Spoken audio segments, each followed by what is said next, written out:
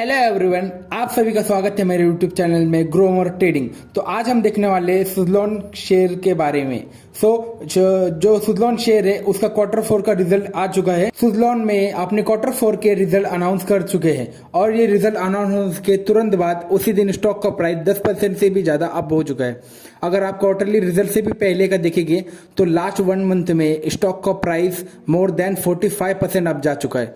और जनरली हम penny stock के बारे में बात करते हैं तो वहाँ पे रिटेल इन्वेस्टर का जो सेंटिमेंट होता है वो बहुत ज़्यादा स्ट्रांग होता है, क्योंकि बहुत बार आपने देखा होगा कि लोग जो है लार्ज कैप या मिड कैप कंपनी से ज़्यादा एक्सपेक्ट नहीं करते। वही जो पेनी स्टॉक होते हैं उनसे बहुत बड़े बड़े एक्सपेक्टेशन करते, जैसे ₹1 का पेनी स्टॉक ₹100 हो जाएगा, ₹5 का पेनी स्टॉक 500 हो जाएगा, या फिर 10 या ₹7 का पेनी स्टॉक 1000 हो जाएगा। लेकिन यहाँ पे बहुत सारे रिटेल इन्वेस्टर ये भूल जाते हैं कि अगर आप किसी भी स्टॉक से कुछ एक्सपेक्ट करते हैं कि वो वहाँ पे आपको ये भी ध्यान रखना होता है कि आपके एक्सपेक्टेशन लॉजिकल होना चाहिए और उन एक्सपेक्टेशन को सपोर्ट करने के लिए कंपनी में ग्रोथ पोटेंशियल होना चाहिए। और सिर्फ यही नहीं, ये ग्रोथ पोटेंशियल के ऊपर कंपनी का कैपिटलाइजेशन भी होना चाहिए। तभी रिसेंटली हम देख रहे थे कि बहुत सारे इन्वेस्टर और लोग इसी लाइन ऑफ आर्गुमेंट के ऊपर कमेंट कर रहे थे कि जैसे कि यहाँ पे सुज़लोन स्टॉक से सब एक्सपेक्ट कर रहे थे ₹70 या ₹100 या ₹750 का हो जाएगा एवरेज। इसके पीछे उनका ये लॉजिक रखने का रीजनिंग ये था कि कंपनी का स्टॉक, क्योंकि रिसेंटली सुज़लोन स्टॉक में डेप्थ का जो कंपनी का डेप्थ जो है वो मैनेजेबल है। जो यहाँ पे कंपनी का डेप्थ जो 30,000 करोड़ रुपीज से रिड्यूस होके 198 करोड़ रुपीस हो चुका है। पहले जहां पे कंपनी लॉस मेकिंग था, अब वहां पे कंपनी प्रॉफिट मेकिंग हो चुका है, क्योंकि लास्ट 4 क्वार्टर में कंपनी ने बैक टू बैक प्रॉफिट किया है। और यही नहीं, कंपनी का ये जो ऑर्डर बुक भी है वो भी ज्यादा स्ट्रांग हो चुका है। और काफी सारे इन्वेस्टर को ये लग रहा है कि सुज़लोन जो है वापस ट्रैक पे आ चुका है, जिसकी वजह से काफी सारे इन्वेस्टर ये एक्सपेक्ट कर रहे हैं कि सुज़लोन का ये जो शेयर है जो काफी अच्छे बोल रन के लिए तैयार हो चुका है। कंपनी के कैपेबिलिटी के एक्सपेक्टेशन पे इतना कैपेसिटेशन रखना अच्छी बात है, लेकिन यहाँ पे आपको ये समझना चाहिए कि जब भी आप पेनी स्टॉक के साथ डील करते हैं तो आपको बहुत ही ज़्यादा एक्सट्रीमली केयरफुल होना चाहिए, क्योंकि ये पेनी स्टॉक है, क्योंकि ये किसी रीज़न की वजह से पेनी स्टॉक बना चुका है। क्योंकि मार्केट में तो ऐसा नहीं होता कि किसी स्ट्रांग रीज़न के बिना ही किसी कंपनी का स्टॉक पेनी स्टॉक हो जाएगा। और इसी रीज़न की वजह से जब भी आप पेनी स्टॉक को एनालाइज करते हैं तो वहाँ पे आपको ये भी देखना बहुत ज़रूरी होता है कि वो कौन सा रीज़न है, कि वो कौन सा रिस्क है जिसकी वजह से स्टॉक पेनी स्टॉक है। वो रिस्क या रीज़न जानने के बाद अगर आप थोड़ा एनालाइज करेंगे और ये जानने की कोशिश करेंगे कि नियर फ्यूचर में कंपनी की सर्विस क्या है, रीज़न एलिमिनेट करने के लिए या ओवरकम कम करने के लिए, तो आपको उस पेनी स्टॉक का पोटेंशियल देखने के लिए एक फेयर अंडरस्टैंडिंग मिल जाती है। तो आज के वीडियो में हम सुज़लोन के बारे में यही देखने वाले हैं और इस कंपनी के रिलेटेड हम कुछ ऐसे हिडन एक्सपेक्ट के बारे में बात करेंगे जिनके बारे में हर किसी को नहीं पता। एंड ऑफ कोर्स सुज़लोन के बारे में हमारा पहला वीडियो है और काफ़ी सारे हम वीडियो आने वाले फ्यूचर में बनाने वाले इसी स्टॉक के बारे में। सो सुज़लोन डेप्थ क्राइसिस को कवर करने वाले, डेट रिस्ट्रक्चर को कवर करने वाले, और उसके साथ साथ सुज़लोन में धीरे धीरे कैसे टर्न ऑन हो रहा है, कंपनी प्रॉफिटेबल हो रहा है, उस एस्पेक्ट को भी हमने काफ़ी अच्छे तरह से इस वीडियो में कंप्लीट किया है। तो आपको ये ऑलरेडी पता होगा कि सुज़लोन के स्टॉक के बारे में काफ़ी सारे पॉजिटिव न्यूज़ भी आ रहे हैं मार्केट में। और आज जब ये वीडियो हम बना रहे तो हमने देखा कि स्टॉक का प्राइस अराउंड 11.25 रुपीज़ चल रहा है।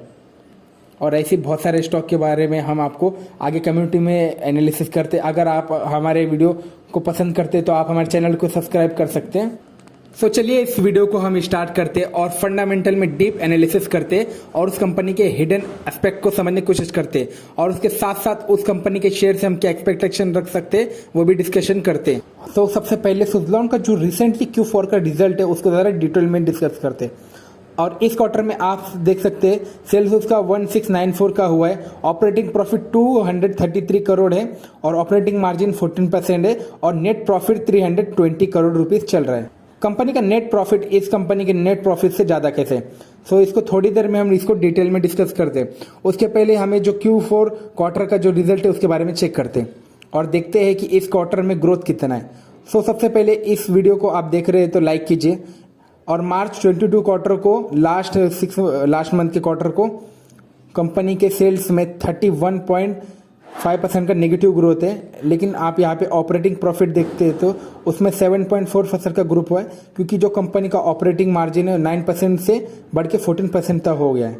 और ये जो कंपनी के इंपॉर्टेंट एस्पेक्ट के बारे में बताता है, और वो एस्पेक्ट ये है कि कंपनी का जो प्रेजेंट फोकस है वो ग्रोथ के कंपैरिजन में प्रॉफिट और एफिशिएंसी की तरफ ज़्यादा है। क्योंकि कुछ क्वार्टर पहले कंपनी के मैनेजर ने ये भी बताया था कि वो अपने स्टॉक को काफ़ी अच्छा आगे तक पोटेंशियल ग्रोथ करने वाले, जहां पर कंपनी के अच्छा प्रॉफिट और मार्जिन कमाने का मौका मिल सकता है। और कंपनी का ये एक्सपेक्ट एक्चुअली टोटल एक्सपेक्ट करता है कि पहले कंपनी में एग्रेसिव ग्रोथ की जो डेप्थ थी उनके ऊपर उन्होंने सारे डेप्थ को पूरा क्लियर करने की कोशिश कर रहे हैं। अगर आप नेट प्रॉफिट को कंपेयर करते हैं तो लास्ट प्रॉफिट 320 करोड़ का प्रॉफिट ग्रोथ किया है, और उसके पीछे एक बड़ा रीज़न था। और उस टाइम पे जो डेप्थ रिस्ट्रक्चरिंग था, जिसकी वजह से कंपनी अराउंड 170 करोड़ का इंटरेस्ट पे कर रहा था, जो कि इस क्वार्टर के आधा हो चुका है, जो कि 1800 के आसपास हो चुका है। और क्वार्टर 2 और क्वार्टर 3 के बारे में हम कंपेयर करेंगे, और मार्च 23 और 22 के बारे में रिजल्ट करेंगे। तो क्वार्टर 1 और क्वार्टर 2 के बेसिस के में 16.2% के हिसाब से ग्रोथ हुआ है, और ऑपरेटिंग प्रॉफिट 8.4% का ग्रोथ हुआ है, और ऑपरेटिंग मार्जिन 50% से ग्रोथ हुआ है, और नेट प्रॉफिट 78% से बढ़ चुका है, यानी कि 310% से आगे बढ़ चुका है। और नेट प्रॉफिट में जो नेगेटिव ग्रोथ हुआ है, अब यहाँ पे कुछ लोग पूछेंगे कि ये कैसे पॉसिबल है। कंपनी ने ये तो क्लियर किया है कि डिक्लेयर किया है कि 320 करोड़ का नेट प्रॉफिट कमाया, एंड ऑफकोर्स इसमें कोई डाउट नहीं है कि कंपनी 320 करोड़ का प्रॉफिट कमाए। लेकिन आप कंपनी के profit and loss making statement check करोगे, एक्सटर्नल इनकम का आपको ऑप्शन देखने को मिलेगा। तो ये वो इनकम है जो कि कंपनी के ओवरऑल ऑपरेशन की ओवरऑल बिजनेस से नहीं आता है, यानी कि एक तरीके का नॉन रिकॉग्नाइज प्रॉफिट है, जो कि कभी कभी एक्सेप्शनल है। जैसे कि आप एग्जांपल कंपनी की सबसे पहले देखिए, कंपनी बेच दिया, या कंपनी ने अपना फैक्ट्री बेच दिया, या कंपनी ने किसी और एस्पेक्ट को बेच दिया, या किसी असेट को बेच दिया, या फिर उनके वजह लगे केस को जीत लिया, या कंपनी के कोई इंश्योरेंस क्लेम का सेटलमेंट मिला। तो इस तरह के सेटलमेंट कंपनी के बाद जो पैसा आता है, जो कि नॉन रिकॉग्नाइजेशन फीचर होता है, जो कि कंपनी के कोर बिजनेस से नहीं आता है, वो एक्सेप्शनल बिजनेस होता है, अदर इनकम में कैटेगराइज किया जाता है। रियल इनकम होते हैं, जो कि इस कंटिन्यू क्वार्टर में जो अनएक्सपेक्टेड बहुत ज़्यादा होते हैं, जो कि कुछ एक्सेप्शनल रीज़न की वजह से होते हैं, एसेट सेल की वजह से हम इसे नेट प्रॉफिट से कंसिडर नहीं कर सकते। सो अभी सुज़लोन के साथ भी ऐसे ही कुछ हुआ है, जहाँ पे कंपनी को मार्च में 257 करोड़ का इनकम प्रॉफिट हुआ है, एंड ओवरऑल आप देखोगे तो 6% के प्रॉफिट से आगे चल रही है बिफोर टैक्स से, जो कि 80% टैक्स है। और नेट प्रॉफिट मार्च का 68 करोड़ है, और दिसंबर का 80 करोड़ है, जो कि मार्च 22 में -210 पे माइनस चल रहा है, और दिसंबर 22 का जो 15% का नेगेटिव ग्रोथ हुआ है। अभी एक्सेप्शनल इनकम जो हुआ है, जो कि कंपनी क्वार्टरली रिजल्ट करती है, उसमें एक पर्टिकुलर सेक्शन में दिख जाएगा, और यहाँ पे आप देख जाएंगे ब्रैकेट में लिखा हुआ है कि यानी कि यहाँ पे किसी को जाने के एक्सेप्शनल इनकम कहाँ से, तो वो यहाँ जाके नोट 9 को रेफर कर सकते हैं, जो कि उसी क्वार्टरली रिजल्ट का आपको रिजल्ट मिल जाएगा। सो यहाँ पे देखिए, ये है नोट 9 का एक्सेप्शनल इनकम का ब्रैकेट देख सकते हैं। यहाँ पे आप देखेंगे कि पॉइंट डी में आपको गेन ऑन डिकॉग्राइजेशन असेट का जो लाइबिलिटी है वो यहाँ पे सेल होता हुआ दिख रहा है, और पॉइंट 9D है, वहाँ पे डिटेल आपको थोड़ा नीचे मिल जाएगा। और यहाँ पे लिखा है कि बॉस यहाँ पे सुज़लोन एनर्जी का डेप्ट 100% डेट सुज़लोन ने बेच दिया है, जिसके अराउंड कंपनी को 230 अराउंड प्रॉफिट हो चुका है, जो कुल मिलाकर 257 करोड़ बनते हैं। एंड प्रिटी श्योर कि इसके बारे में बहुत सारे इन्वेस्टर जानते नहीं है, और बहुत सारे इन्वेस्टर यही सोच के बैठे कि कंपनी ने 320 करोड़ का नेट प्रॉफिट कमा लिया है। लेकिन एक्चुअल में एक्सेप्शनल देखेंगे, इनकम में माइनस करोगे तो एक्चुअली कंपनी का प्रॉफिट 68 करोड़ रुपए एक्चुअल प्रॉफिट हुआ है।